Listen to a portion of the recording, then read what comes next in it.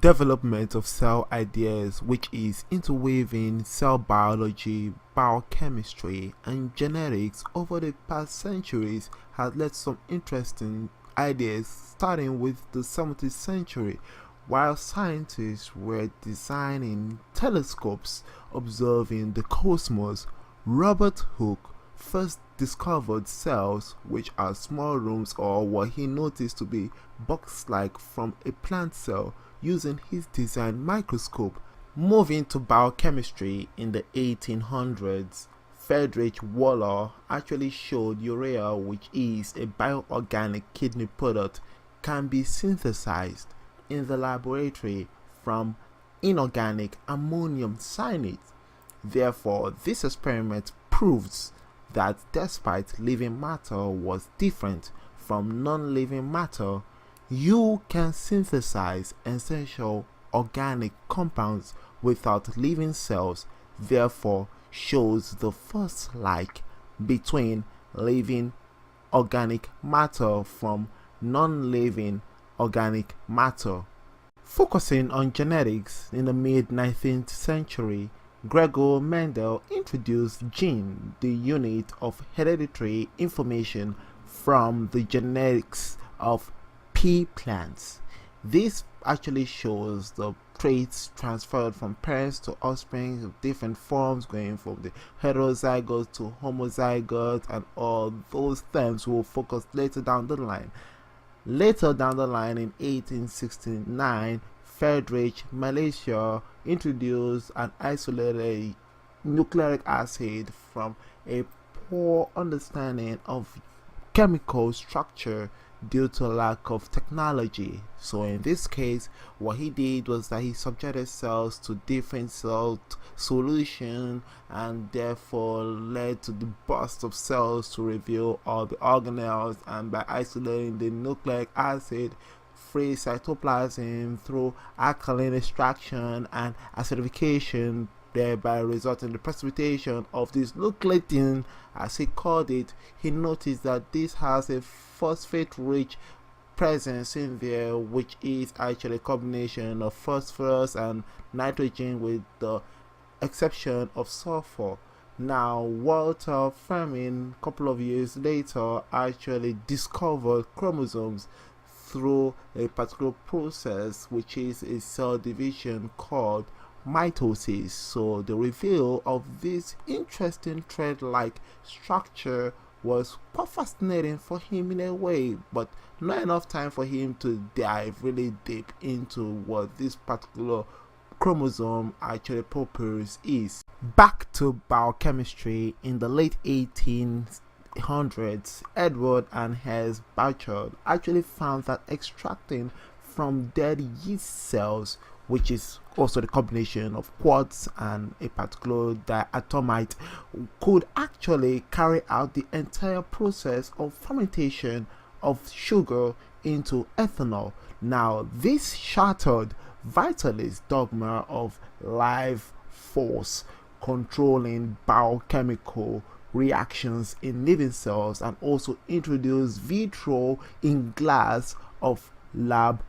biochemical reactions rather than vivo in living cells. Now, moving into the 1900s, which actually led to some interesting debates about the future of genetics and also biochemistry, where biologists actually suspected that genes are found in the chromosomes containing both proteins and nucleic acid, and their Rooks and Weissman actually stated that, hey, chromosome is the carrier of the genetic information, but which component of the chromosome is it? The nucleic acid aspect in there, or is it the proteins? But at that time, it was actually proteins that were suspected to be the genetic information carrier. Looking at biochemistry in the late 1920s, James Summers actually showed urease, which is an enzyme that hydrolyzes urea into ammonium from jack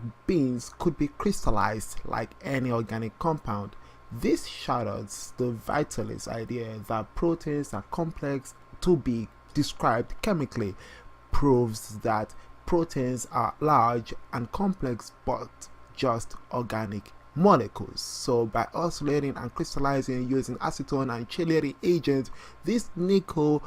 enzyme can actually crystallize into protein like other organic compounds in there. Moving now into the 30s to the 50s, we're actually exposed to a revolution in terms of technologies like electron microscope, ultracentrifuges, and chromatographies in there, and all these techniques and technologies were used to dive really deep and provide new levels of insight into the cellular structure, like for example mitochondria, which is the powerhouse of the cell, and also looking at the other side, which is chloroplast in plants, which actually is involved in photosynthesis. All these biochemical processes were actually developed over years, and it's quite exciting to see how that translated into the 1940s/50s, where we saw experiments carried out to prove this hypothesis of proteins to nucleic acid genetics. Now, all this started off with radiation of different levels of a particular phage, like the DNA aspect with phosphorus, to that of the protein with that of sulfur, and by a blender and centrifuging, we saw an interesting result where on one side we got a transfer of the genetic information from the phage to a bacteria using a radioactive phosphorus. However, the sulfur didn't transfer its part in terms of the protein aspect of the radiation in there, and therefore this made this particular two scientists, Martha Chase and Alfred Hess, to actually prove more experiments to show that DNA is actually the main transmitting medium from one particular organism to another. And then this was actually backed up by these three incredible scientists, Javier Matt Lloyd and Mark Cathley, through Frederick Garfield's analysis of R strand and S strand of a bacteria affecting the mice. And what they realized is that by the identification transformation principle in 1944 was able to actually dive more into the biochemical steps and the purified substances that resulted in one particular segment, which is the proportion of phosphorus and nitrogen, to identify the DNA as the transmitting material. Later in the 50s, Rosalind Franklin and Maurice Wilkins actually worked on X-ray diffraction of the DNA to actually assist in the main analysis of James Watson and Francis Crick DNA model in 1953, which states the double helix, which is actually the ladder twist model in there, and also focuses on the 5' to 3', and also the major groove, minor groove, and added is the complementary pairs, which is adenine and thymine binding together using a 2 intermolecular forces bonds, and the other side is glanine and cytosine, which is the 3